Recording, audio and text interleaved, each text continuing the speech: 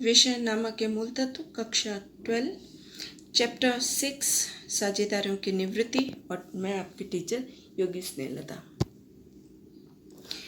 Question number 13 करते हैं अभी। एल, बी और डब्ल्यू 2:1 के प्रमाण में लाभ हानि बांटने वाले साझेदार हैं। तारीख 31/3/2016 के दिन उनकी पेढ़ी की पक्की तलपट निम्नानुसार है। पक्की तलपट दी गई है। पूंजी, दायित्व, रकम, संपत्ति लेना। सबसे पहले पूंजी दायित्व पढ़ते हैं। पूंजी खाता एल, बी, डब्ल्यू का 20,000, 12,500 और 5,000, यानी कि टोटल हुआ 37,500। सामान्य अनामत 5,000, लेनदार 20,000, खर्च चुकाना बाकी 3,000, टोटल हुआ 65,500। ख्याति 8,000, मकान 37,000, देनदार 13,000, स्टॉक 5,500, रोकड़ 2,000 और टोटल हुआ 65,500। अतिरिक्त जानकारी में तारीख 1/4/2016 के से डब्ल्यू निवृत्त होता है। निवृत्ति के शर्तें निम्नानुसार हैं। पहली है बाजार की कीमत 50,000, स्टॉक की वही कीमत उसकी लागत कीमत की अपेक्षा 10% अधिक है। स्टॉक की लागत कीमत से ही लिखना है। तीसरा है डब्ल्यू के निजी खर्च के चुकाए 500 लाभ हानि खाते उधार किए थे। चौथा है पेढ़ी के ख्याति का मूल्यांकन 80,000 से किया गया है। पांचवा है डब्ल्यू की लाभ के भाग में से 5/40 का भाग और एल, और जो डब्ल्यू है, डब्ल्यू लाभ के भाग में से 5/40 एल से और 3/40 बी को मिलेगा। छठा है डब्ल्यू को भुगतान पात्र रकम रोकड़ में चुका देनी, तो उस एल रकम एल और डब्ल्यू इस प्रकार रोकड़ में ले जाएंगे कि जिससे उनकी पूंजी नए लाभ हानि के प्रमाण में रहे।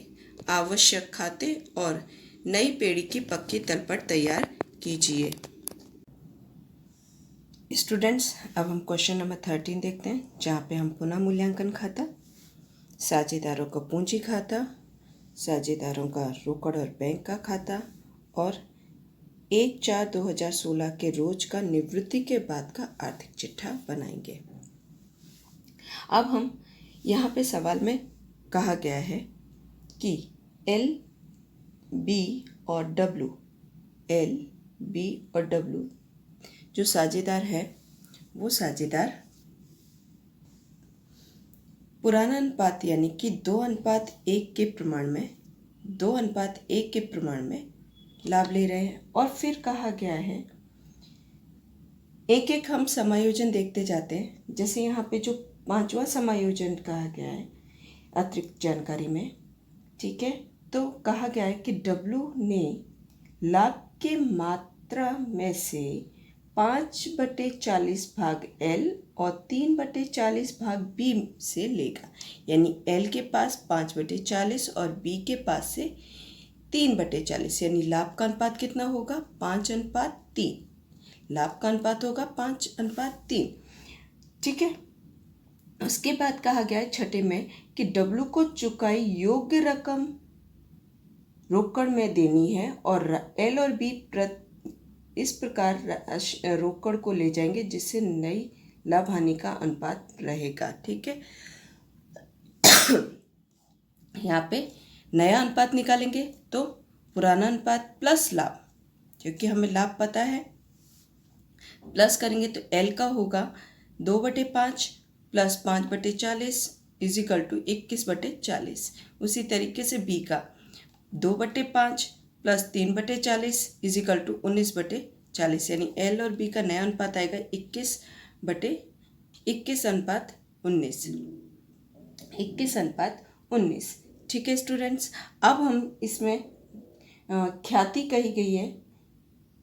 ख्याति यहाँ पे चौथा नंबर का जो पॉइंट है उसमें कहा गया है पेढ़ी की ख्याति का मूल्यांकन 80,000 किया गया है। पेढ़ी की जो ख्याति है वो 80,000 है, तो डब्ल्यू का हिस्सा कितना होगा?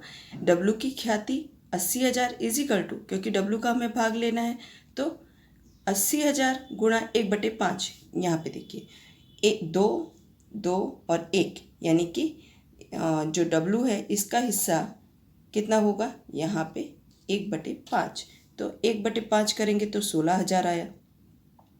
ठीक है, 16,000 आया तो अब उसको लाभ के अनुपात में बांट देंगे। तो देखिए, एल की पूंजी खाते उधार 10,000, बी की पूंजी खाते उधार 6,000 और डब्ल्यू की पूंजी खाते उधार 16,000।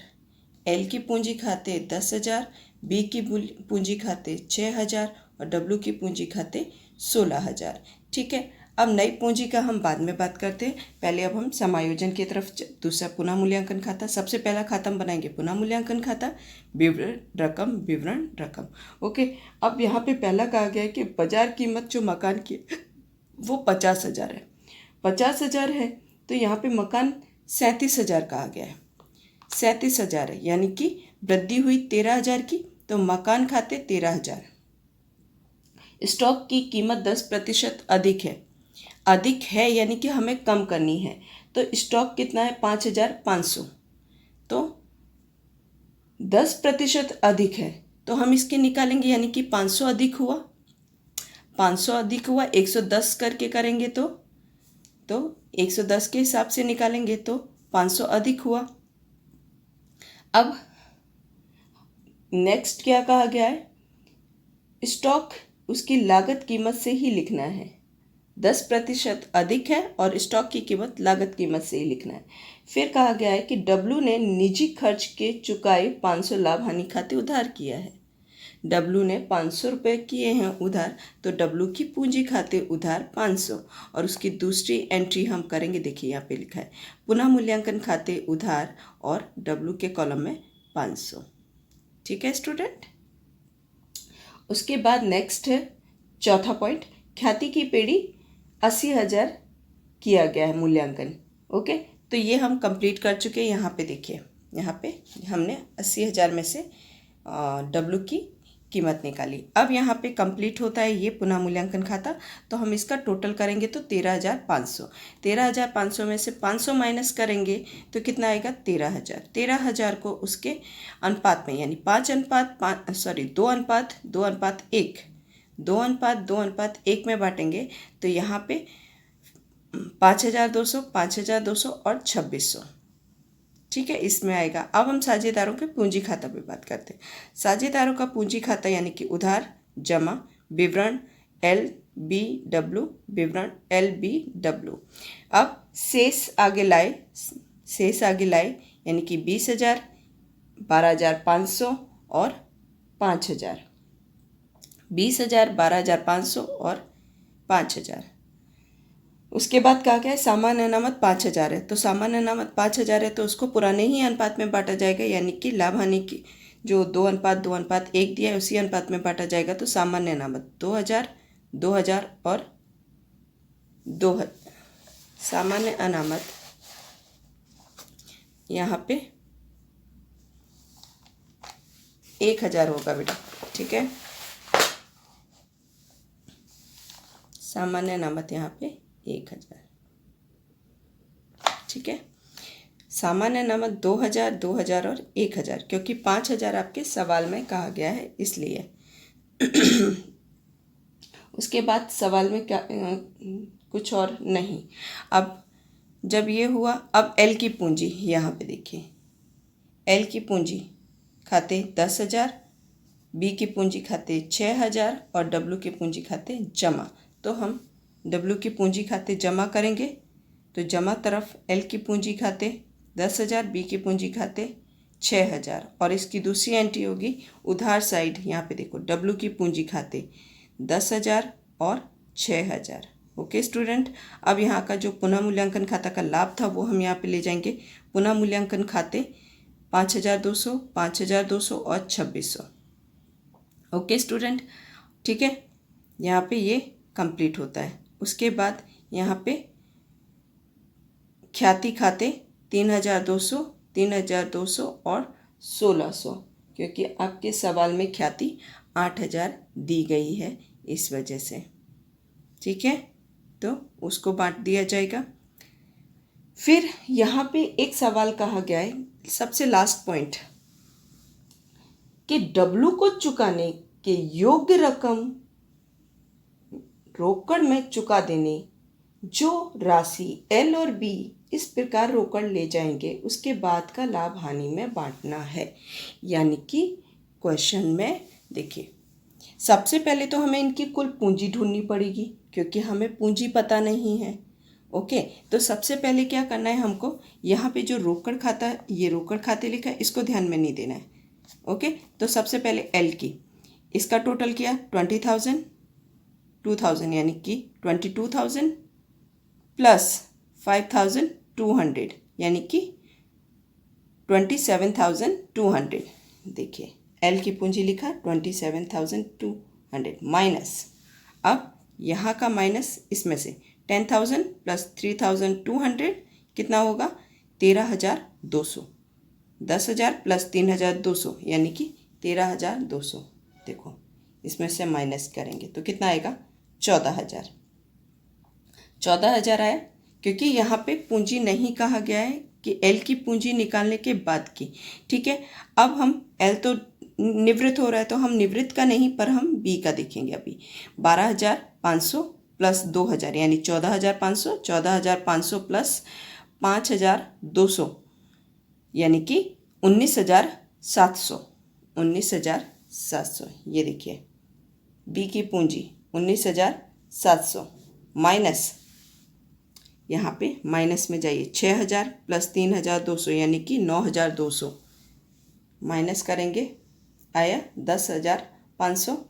अब डब्लू की पूंजी, क्योंकि इसमें कुछ कहा ही, क्योंकि वो निवृत्त हो रहा है इसलिए हम उसकी पूंजी ज्ञात नहीं करेंगे। तो 5,000, 1,000, 10,000, 6,000 और 2,600 यानी कि 24,600। 24,600 में से 500 माइनस करेंगे और 1,600 यानी कि 22,500 उसका रोकड़ खाते होगा, यानी कि उसकी लोन के खाते जाएगा, एल की लोन के खाते, यानी कि ये रोकड़ खाते। अब देखिए यहाँ पे लिखा तीनों का, डब्लू की पूंजी खाते 22,500, टोटल करेंगे कितना आएगा 47,000।